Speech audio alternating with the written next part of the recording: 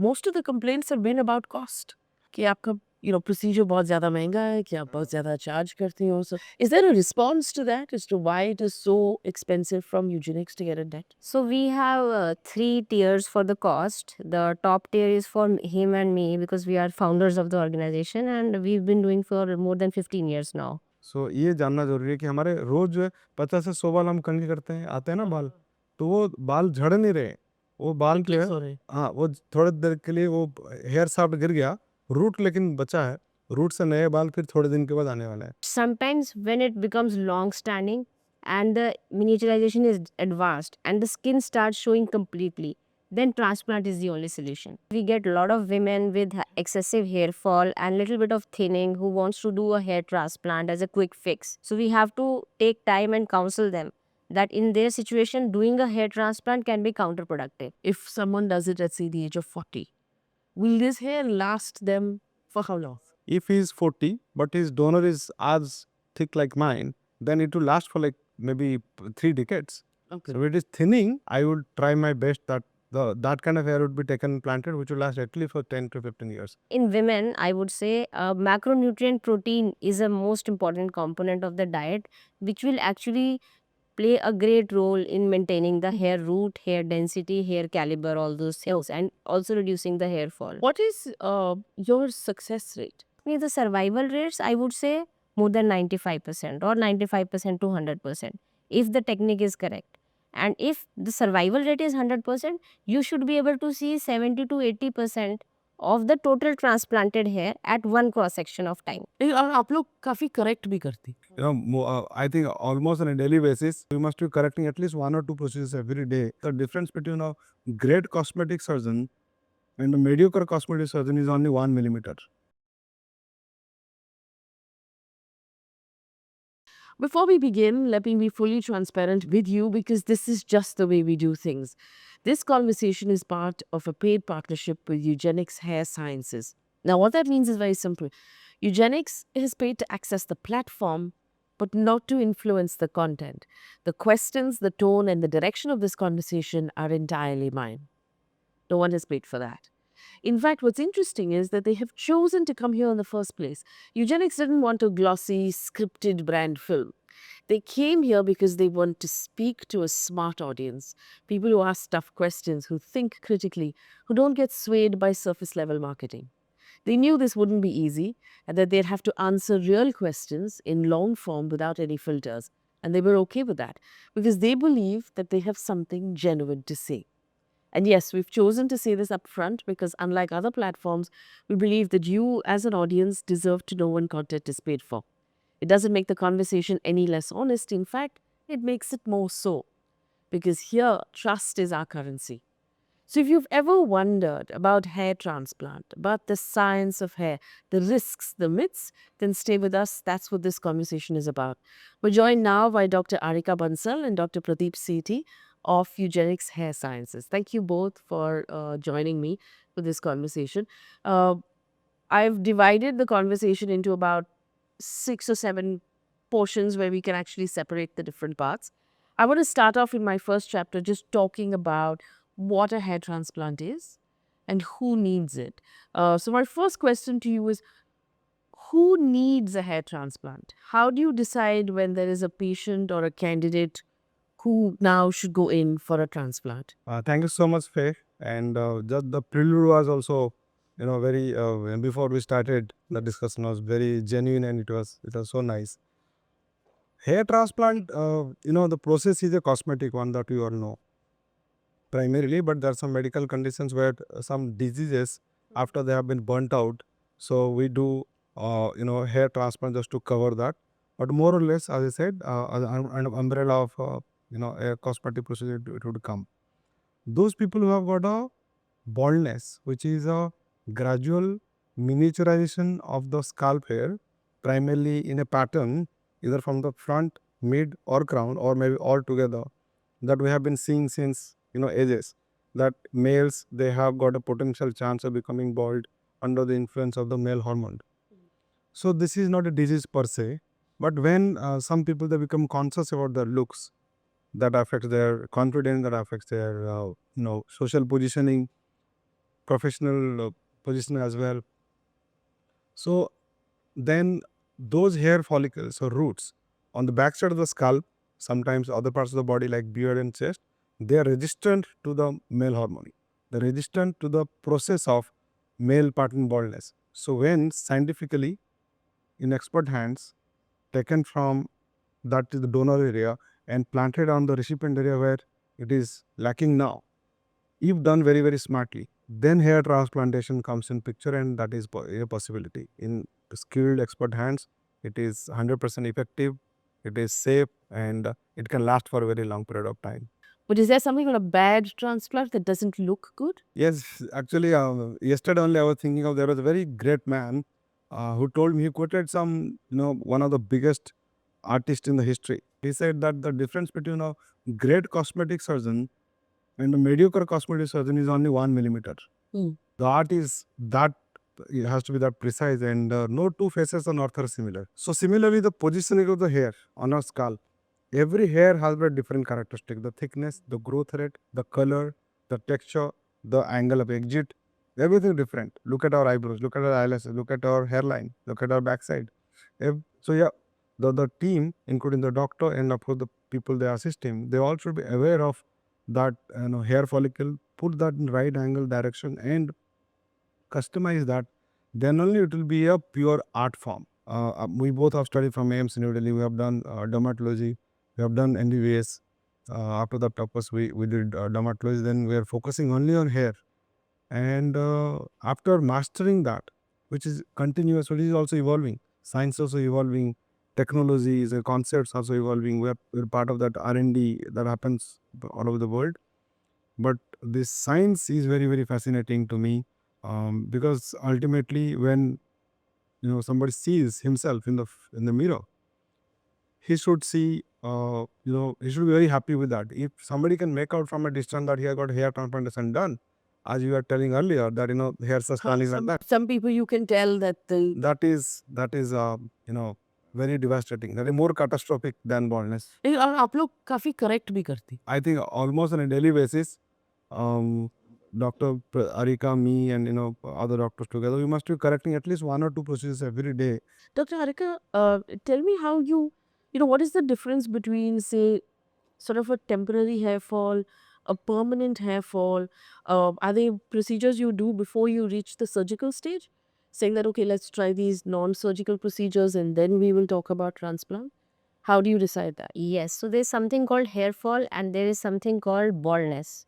So when somebody is facing excessive hair fall from the roots, that is a hair fall stage and there is no visibility of the skin as such. So there it is better to give medicines to stop the ongoing hair fall, as well as to treat underlying scalp skin conditions which might be contributing to that aggravated hair loss. So that is about the hair loss. Now let's talk about miniaturization of hair. So a good healthy hair root has a hair caliber is thicker. So when it undergoes miniaturization, the root starts becoming thinner, and the hair shaft also starts becoming smaller and thinner. And that process is called miniaturization. That is different from hair fall. Okay. So miniaturization is something in which the person won't see obvious hair fall, hair falling on the ground or the bed, but they will feel that their hair volume is coming down, hair are becoming thinner, density is coming down, and later on the skin also starts showing. So when we are in the stages of hair fall and early stages of miniaturization, we have effective medicines both in men and women to stop the ongoing hair fall and to regrow whatever has been lost in recent past. So miniaturization, if it is in early stage, we can reverse it. But sometimes when it becomes long standing and the miniaturization is advanced and the skin starts showing completely, then transplant is the only solution. Is there a case where you felt that, okay, this person is not a candidate? This person should not do surgery? Yes, of course, we get a lot of women with excessive hair fall and little bit of thinning who wants to do a hair transplant as a quick fix. So we have to take time and counsel them that in their situation, doing a hair transplant can be counterproductive. Similarly, we have young boys in their early 20s, 21, who are confusing the process of hairline maturation as baldness.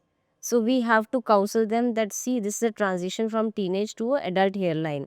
So these development of frontotemporal angles is not baldness, and this is a natural male hairline. Then there are people who have But when the hair is just going back a little bit over Yes. here, that is natural. That is not having to be corrected. Yeah, like you can see my hairline Yeah. at an angle, right? This is called male pattern maturation. Like from teenage, when I went into early adulthood, they started coming up. So I'm 45. So this is like, This is normal. yeah, this is normal. This angle has to be there. When we recreate also, we try to keep this, this pattern, that aim pattern. So if you have a 25-year-old who comes to your office saying that मुझे ये ठीक करानी है तो आप नहीं कराओगे. Okay, so the angle also has variations. There is a normal angle and the angle can become deeper. So we call it a M-shaped hairline, that is M0. When it becomes deeper, it is called M1, M2, M3. So once the angles are deep enough that it is showing up and affecting his confidence, then it's better to fix it, even in a 25-year-old. We read a lot about the fact that Turkey has become like the global hotspot for hair transplant, right? What is Turkey doing that has become so attractive? Turkey, as a market, is geographically it is located in the center of the world. And our friends that revealed this to me, the government they don't have the strict regulations the rest of the world has. So like anybody can open a hair transplantation clinic, for that matter, any cosmetic clinic. So that is, they don't have that kind of regulation where the stringent protocols are there. Many places doctors are not there only. So anybody who has worked in some other place, they open the clinics, and so they can cut down the prices so much. So also the government promotes tourism over there. They want people coming to their country. So all these cosmetic clinics, they get a benefit from the country also, when they promote cosmetic procedures and get tourism coming into their country. So in that way, it is very difficult any good doctor in the world to compete with their prices. So people who are cost sensitive, youngsters who are very impulsive, and who have not done much research, they all go to Turkey in the first place from all these countries. And I was telling that we do a lot of corrective procedures. Yeah. So on a regular basis, maybe at least 2-3 in a week, maybe more. If I'm just giving a discounted figure. So we fix hairlines who have already done from Turkey. How is Eugenix different?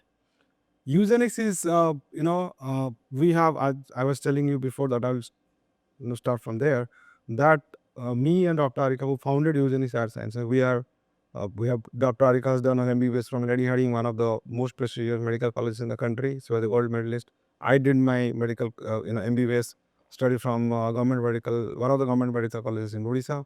Then we both are studying together dermatology from the best medical institute in the country called All India Institute of Medical Sciences. Then we started practicing dermatology in Rishikesh, Dehradun. Then we realized that we should do something which we have not done. Then we went to proper training of whatever training was available back in 2009-10 in India, and she was more focused on getting training from outside. She went to USA. So we gathered information, started our practicing on dummy, and all those things were happening. And we both, being dermatologists, we have got proper knowledge, deep knowledge with the aims training of the skin, and hair is part of the skin. And we both were, ironically, that converts to what good work we are doing. Both were interested in dermatopathology. When a pathology skin के नीचे का whatever happening, the undercurrent pathogenesis, कोई भी बीमारी के पीछे there is a pathological change. So we both are too much interested during our study days. So that knowledge is very, very vital. When you touch the skin, then you will start getting that knowledge what is going to happen. So with that background of science, when we started doing hair, then we realized that we should do only hair. New ideas started coming to us, and we invented this concept of direct hair transplantation, where the hair would be taken and planted simultaneously. Again, this is a very common sense that any organ which is taken out of the body and with the intention to grow it back has to be planted back into the body ASAP. So that thought we conceived and we implemented that, published that, and gave that to the whole world. Then from Dehradun we came to Delhi, from Bombay, all over. We started recruiting more doctors, started training them, but everybody in our facility, whether around 30 odd nurses, 70, 80 odd technicians. They all, day in, day out, they all get trained only in hair. So what is the guarantee if I come to Eugenix for treatment or for a procedure? I mean, it's not the two of you who are going to do all the procedures, right? So who is doing the procedures in hospital? Because basically, we play a lot of emphasis on the accuracy of each and every step. So the SOP of the clinic that we have made, the procedure per se, is extremely well articulated, and everybody has to go through the same process. So there is a very individual determination of the patient's facial hairline, because whenever they actually come for the surgery, usually they haven't met us. Their evaluation was done virtually. So we go for a meticulous planning of the hairline, and the doctors are investing huge amount of time in actually discussing all the options for the hairline, whether they are going for a conservative approach or an aggressive approach. The second thing is our the instruments that we are using are very much like the best in the class, whatever options are available across the globe. And so the things which are contributing to the accuracy of the surgery, where me and Dr. Sethi are also not involved, is the high quality world class equipment that we use, the technology which is the best quality, ultraviolet, the LED lights in the OT, the best quality magnifications from Carl Zeiss loops in the Germany, from where we have taken. So the each step of the surgery is done under high magnification and illumination, ensuring the accuracy. That is why the speed of doing the surgery at our clinic is much lesser than the usual clinics in Turkey, which they end up doing 4 to 5,000 grafts in one day. And that one technique which he mentioned, that we extract and implant at the same time, is something which sets us apart from the Turkey clinics. Yeah. Because most of the clinics in Turkey, they start doing the extractions in the morning, what I have seen from my own visits. And by the lunchtime, they have completed the extraction. And then the implantation is happening in the evening, or maybe the afternoon time. So the graph which came out in the morning at 8 a.m. or 9 a.m. is going back into the body at 2 p.m. or 3 p.m. So that long transition time outside the body can reduce the survival rates. So we play more emphasis on ensuring a 100% survival rate. The second thing that we play emphasis on, making the hairline look absolutely natural. So failed hair transplant is not just about the hair not growing. Yeah. Failed hair transplant is also something which anyone can look and tell that this is a transplant done. So I will classify that also as a failed hair transplant. So that is ensured by all the doctors which are trained uniformly in making the artistic hairline. Actually, I want to ask you about the real procedure. जब कोई hair transplant करा रहा है, what do you actually do? कोई जैसे ये अपना पौधा है, तो इसको यहाँ से लेके कहीं और लगाएंगे, तो there is physical transfer of the whole plant. So similarly, when we do hair transplant, kidney transplant, liver transplant, so there is an organ which is being transplanted with everything, anatomical structure, with Okay. we call it a family. Like when the hair root, उसमें काफ़ी सारे structures साथ साथ होते हैं, तो root की एक family है, तो you have to transplant the whole family. If you kind of cut the root or family is broken, then the unit will not grow. So we have to be a master of understanding the anatomy of the hair follicle, the roots, the like bunch, actually one bunch, maybe 2-3 hair come from one root, maybe 1, maybe 3, maybe 4, maybe 5 also sometimes. Yeah. So that anatomically you have to secure that when you're extracting, you are not damaging the other supporting structures, and extract and place exactly in the same kind of bed where that happens on the recipient area.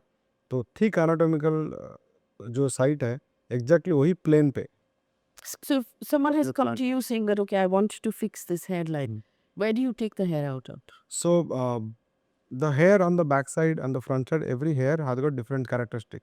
Right. The hair of the hairline, that means hairline is not a line, is a misnomer. This is a zone of 1 centimeter or maybe 1.5 centimeter wide. So if you see my hairline, so it is a kind of initially there is some 4, 5, 6 layers of loosely placed, you can see through. Yeah. Soft landing is here. So you have to recreate the soft landing by taking hair from the back or sides, wherever you have, there should be slowly growing, very, very slow growth hair, baby hair. You have to recreate the baby hairs here. There should be thin and there should not be very, very dark also, lighter. So you have to identify those hair which are very delicate and tender.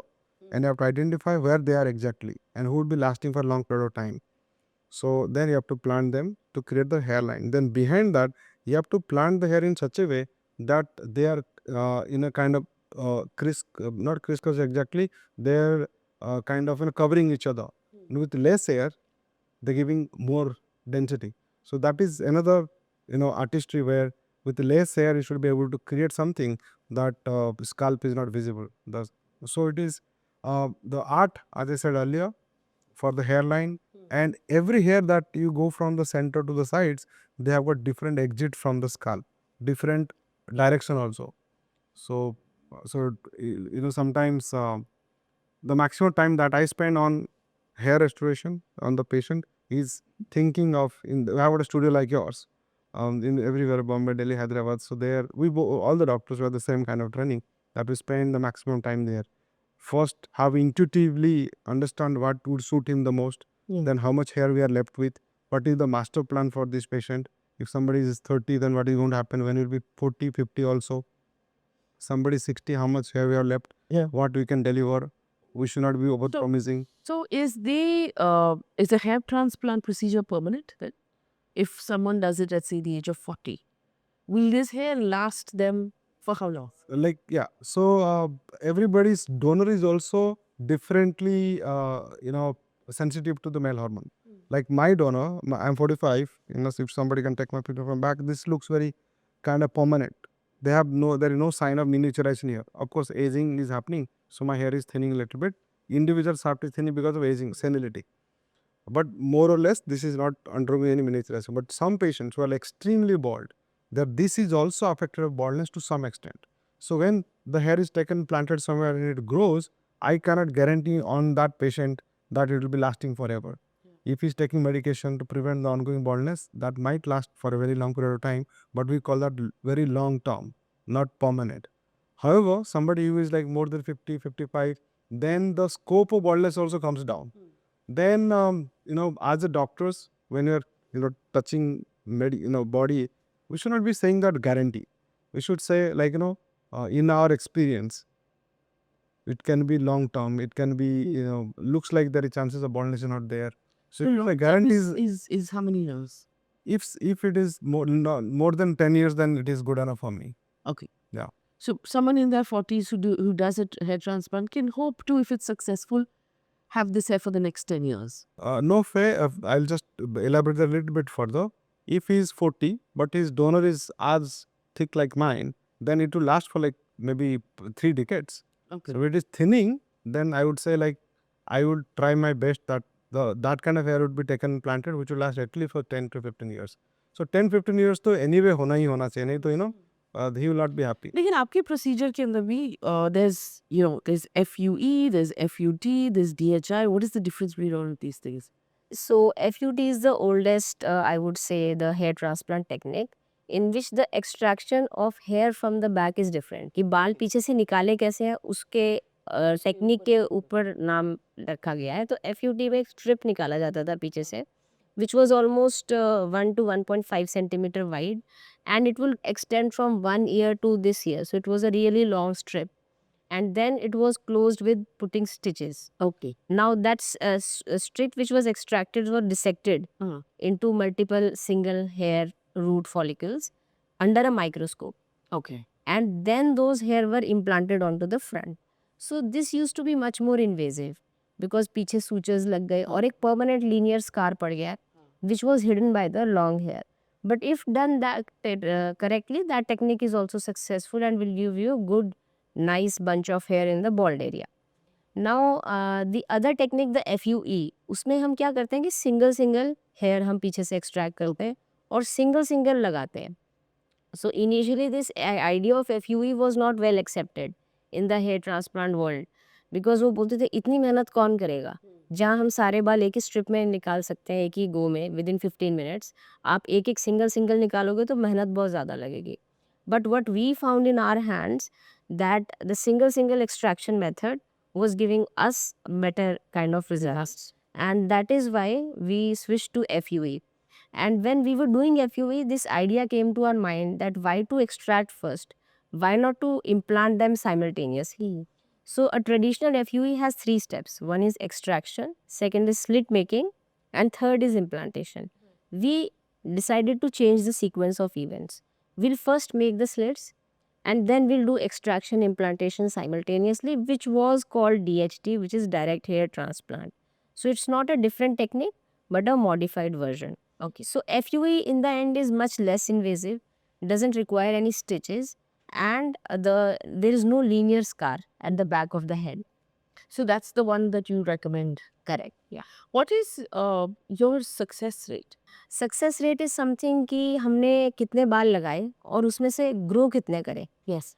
The idea is जो हमने लगाए, if all of them were healthy at the time of extraction, that is why we cherry pick the good healthy hair grafts only. So अगर उसमें survival rate 100% है, so you should be able to see 70 to 80% hair at one cross section of time.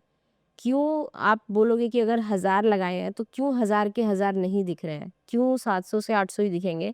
Because the 2 to 300 hair are always in the phase of hair cycling. So if you ask me the survival rates, I would say more than 95% or 95% to 100% if the technique is correct.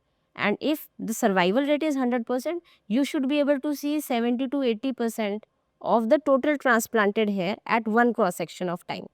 Okay. So I'll just elaborate that a little bit. Like, let's say you have planted 1,000 grafts, and all of them are surviving, and they're showing up close to 98, 99% showing, which is kind of the best that can humanly happen. Yeah. Since we are not God, we should not say 100%, and we are scoring that kind of number. Now the second point, which is very vital, that any given point of time, once that 98, 99% have grown, after a few months, they will be going through a recycle. Some of the hairs will go for a बाल तो झड़ते हैं ना हमारे, तो बाल आते हैं तक इसमें हाथ में आते हैं. So that is called telogen phase. Some of the hair would fall off, then some of it will grow. So there is a cycle of growing, then keeping at a plateau, then they will fall, then will come. So at any given point of time, only 70-80%, maybe maximum 85% will be showing up, but rest of the hairs have fallen, but the roots are there active, niche, in hibernation.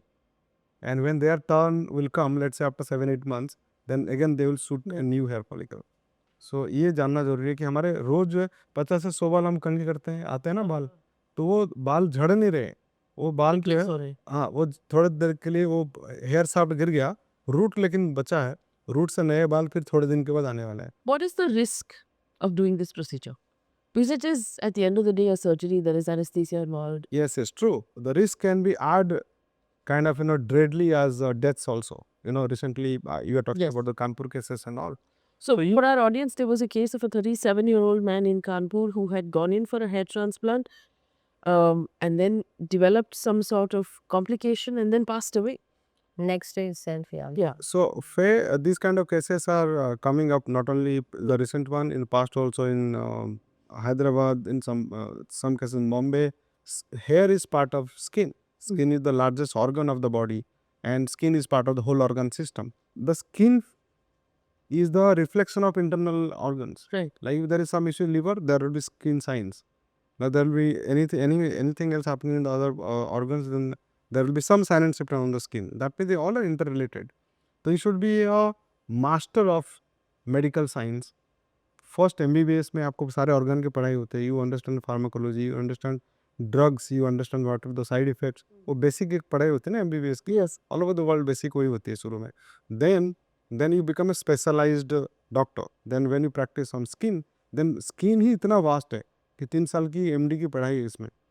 Then skin में there are different diseases and hair is subspecialty. उसमें इतनी सारी चीज़ें होती हैं. तो जब आप पूरा का पूरा इतने filtered पढ़ाई करके जाते हो and you practice only one thing, then chances of doing a mistake is close to zero. It is that safe. Then it is very very safe. आप लोकल एनेस्थीसिया से काम करते हो, you don't go deeper than 3 to 5 millimeter. The risk of the procedure is not there in expert hands. However, when somebody does without knowledge of medical science, like unqualified technicians, quacks, and people who are not been trained on skin and on MBBS studies. And if they do, they can do any gross mistake without filters in terms of safety profiles, without sterilization. Then they can end up in getting these kind of deadly things, which is so pathetic and so unfortunate. There are also stories about how patients who do transplants have to take certain medications. Is that for the rest of their lives? That is for the pre-existing hair, which are non-transplanted, to retain those hair and prevent the progression, so that they don't need transplants again and again.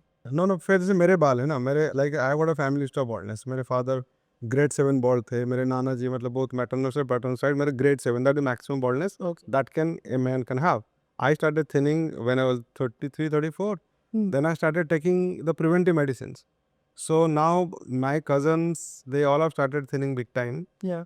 And look at my hair. मैंने अभी आपके show आने से पहले अभी बाल cutting करके die करके गया, मेरे वाइट हो गए हैं, but you can see all this hair. My patient से डॉक्टर आपने बाल करवाया है क्या? मैंने कहा no, this is I'm able to prevent my further thinning. I started taking the medicine right time. What is the medicine you're taking? Finasteride is the Okay. the salt name, but lot of It's the oral tablet finasteride which he is taking 1 milligram, which can prevent the progression of hair loss.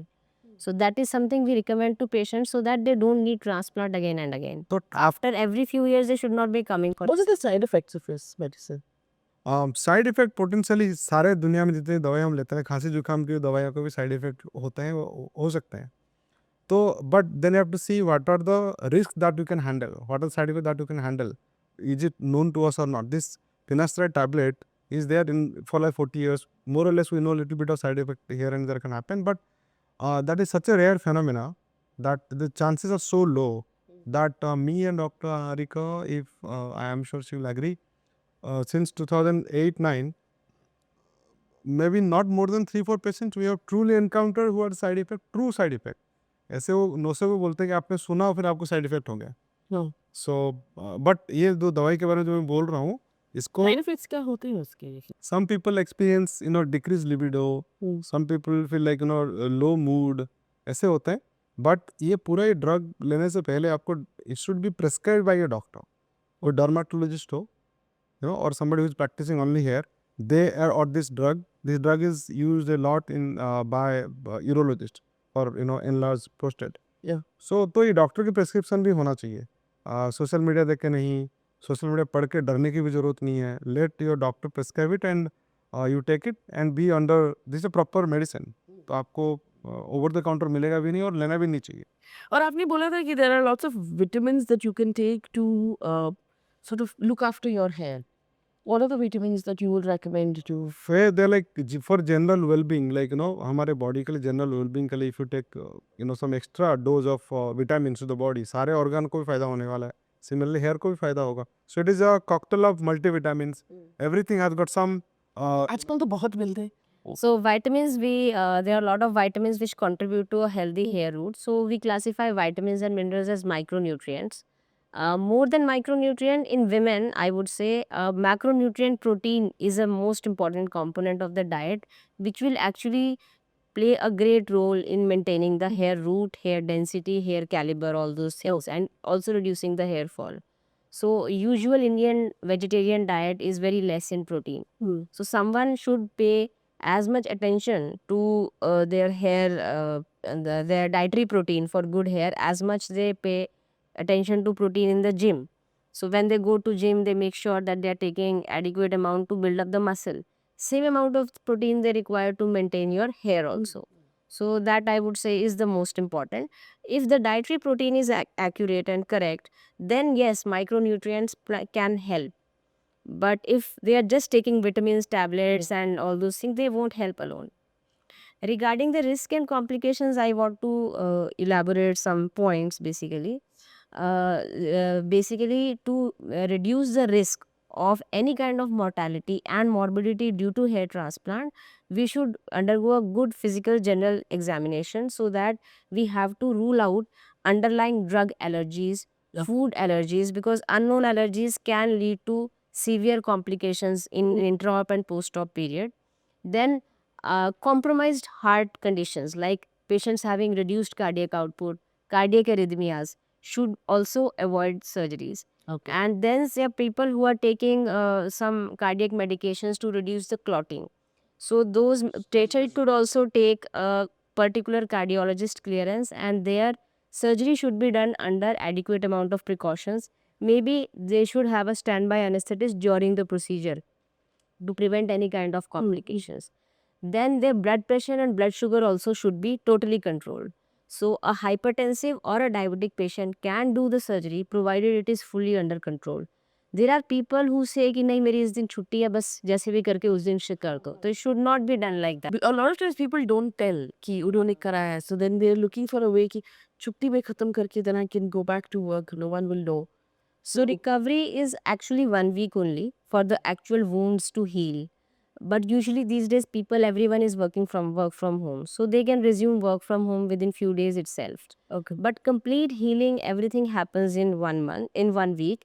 And in 1 month their hair grow back to their normal length also. So they can get back to work.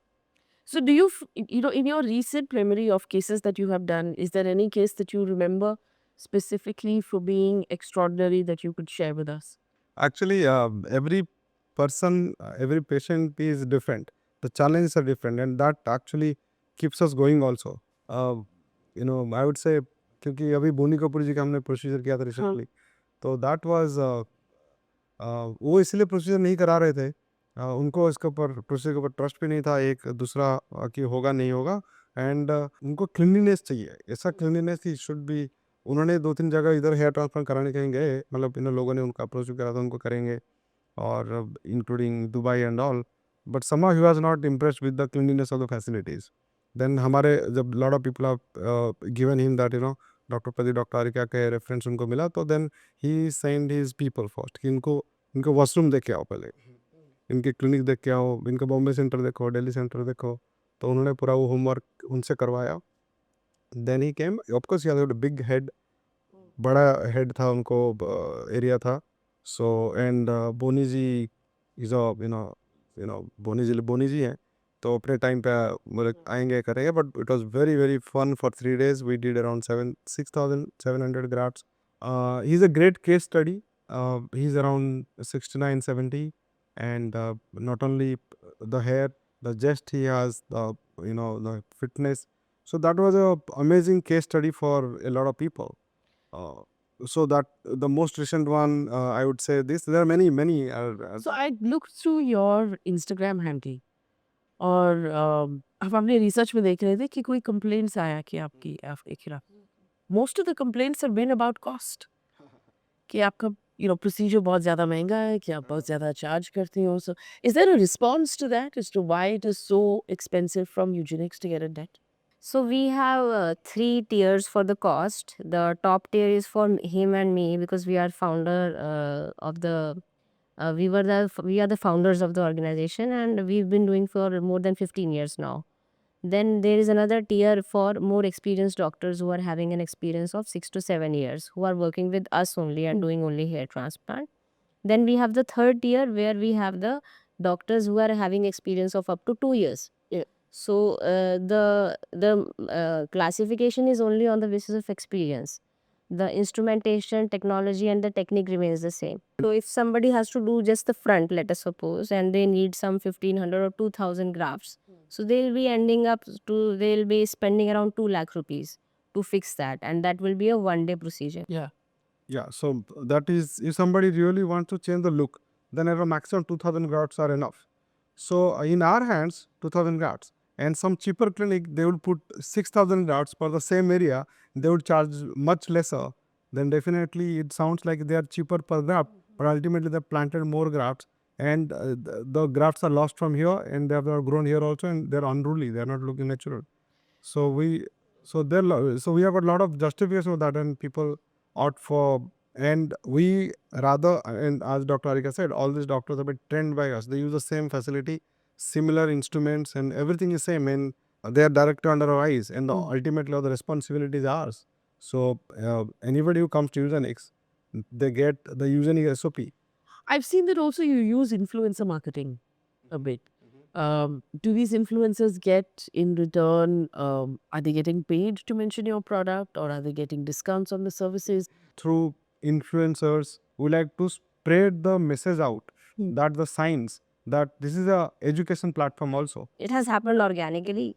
Those famous people who have done the surgery and they are liking to share their experiences on their own personal handles, that has helped us a lot. Do you believe that the option right now of hair transplants is putting a sort of anxiety on men to look a certain way? It is quite acceptable now. Like baldness, to remain bald is an option now.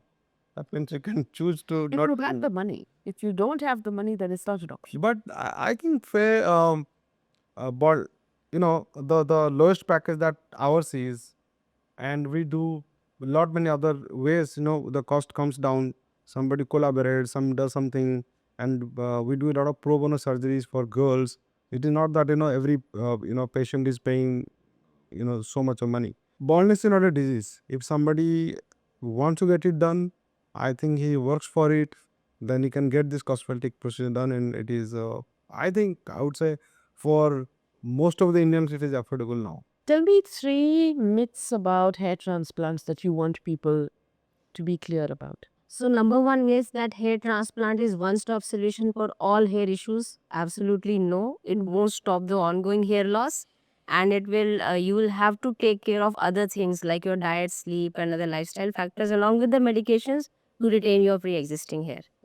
The second one is that transplanted hair are permanent, they are never ever going to go. No, they will undergo the hair cycling and hair fall just like normal hair. And definitely you should be actually taking care to maintain the transplanted hair also, especially if you are young. If you are between 20 to 30 years of age, that means you might undergo a C thinning of hair, transplanted hair over a lifetime. However, if you are 40 plus or 50 plus at the time of surgery, you might not see any thinning in long term. Then the third most common myth is what I feel is in beard these days, young boys who are not even waiting for the beard to grow fully and they really want very, very thick, dense beard. So they are resorting to massive scalp to beard transplant, which I'm a big advocate against doing that. Why? Because it ends up giving a unnatural look. So we do beard to beard transplants a lot. Men have a lot of unwanted beard hair here. So we use that to add density on the top or increase the beard hairline. That is something which can give 100% natural looking beard restoration. In that we can add little bit of scalp. But doing exclusively scalp to beard is something which I am personally against, and we've seen and corrected a lot of cases where boys get cobblestoning, like they have papules or pits at the site of hair मतलब जहाँ transplant. बाल है वो दिख रहा है कि उसमें गड्ढा हो गया या फिर वो उठा हुआ है, मतलब कितना डिवास्टेटिंग होता होगा, मतलब So they can't even shave. I know one young boy that he left his job.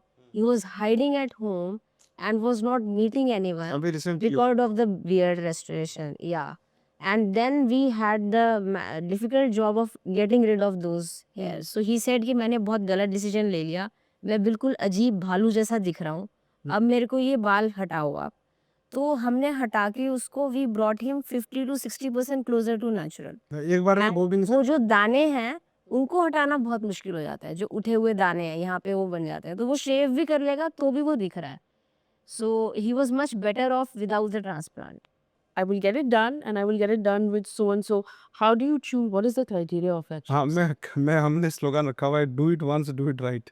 और आपको शुरू में सवाल पूछा था, जो हमारे पास जितने पेशेंट आते हैं वो ready to impulsively do transplant, उनमें आई वुड से मेरे ख्याल से more than 90% patients are screened from the gate only from our counselors. You are not eligible for transplant, and somebody who is not ready to listen to us, ready to listen to the thing कि भाई ये transplanted बाल भी thin हो सकते हैं, permanent करके कोई word है नहीं, दवाई लेना चाहिए आपको और फ्यूचर के बाल को थिनिंग को बचाने के लिए, जो सुनने के लिए तैयार नहीं, हम उनको we don't touch them because they will be the most unsatisfied people.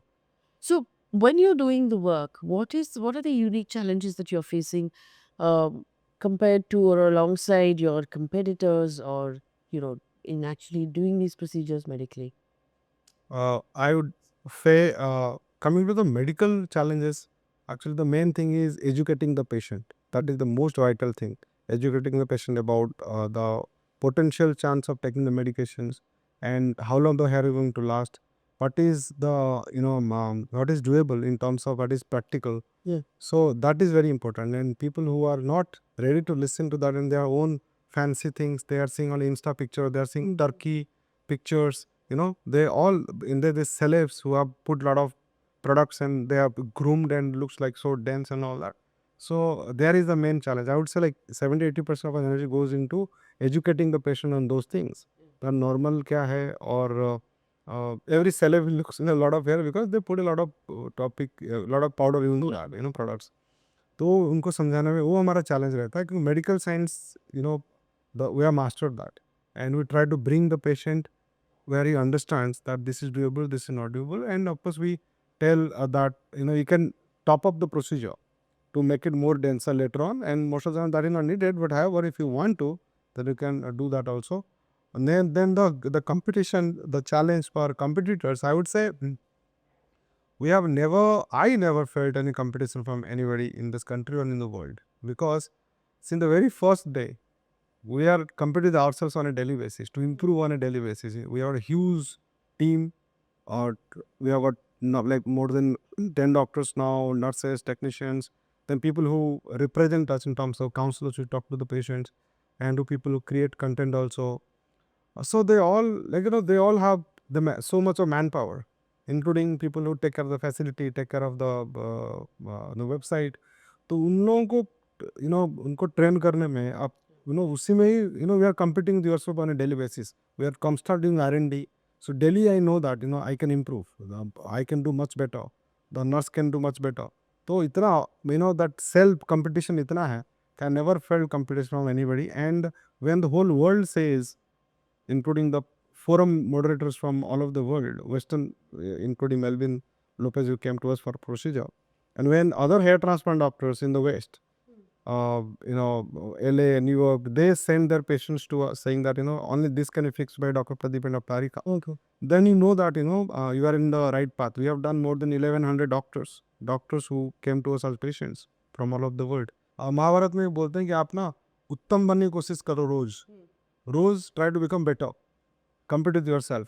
सर्वोत्तम बनने की कोशिश मत करो, मतलब don't compete with others, don't try to आप बोलोगे मैं सबसे बेस्ट हूँ, उसमें वो वाला that is a negative approach. Positive approach है कि आप अपने ऊपर रोज काम करो, be your own competition, and a day will come when the world will say you are the best. What are the legal sort of regulations, protocols that you follow within your system to ensure that you're getting proper consent, you're keeping proper confidentiality for your patients? Yes. So what we do is we have a well-informed consent form in which everything is mentioned, all the pre-surgery instructions, post-surgery complications, the risk of the conditions which we rule out, any allergy or everything, and what exactly to expect, how the hairline will look. We take a written consent on that also. What kind of density you should be expecting, what kind of naturalness you should be expecting if the areas are like eyebrows and there, because we tell them categorically it's not going to look 100% natural. There are some areas where there is an issue of looking 100% natural. It might look 80-90% close to natural. So the all those consent forms are well in place and they are signed by the patient, and they are given a free will to opt out of the surgery if they feel like not going ahead with the surgery, and if they feel like changing the decision. That is one thing. Now the patient pictures are essential part of the case record. Okay, so that is our duty, a moral duty also and a professional duty also, that the pictures should be absolutely 100% confidential. But some people, they opt upfront to talk about their experience on our platform, and they are free, like they feel free to share their images. So with their written consent only, we take their images, etc. And we try to maintain all the medical standard guidelines within our infrastructural instrumental capacity, and within our staff also, so that the whole procedure end to end is absolutely as per the guidelines. All right, doctors, thank you so much for speaking with me, and I wish you very good luck.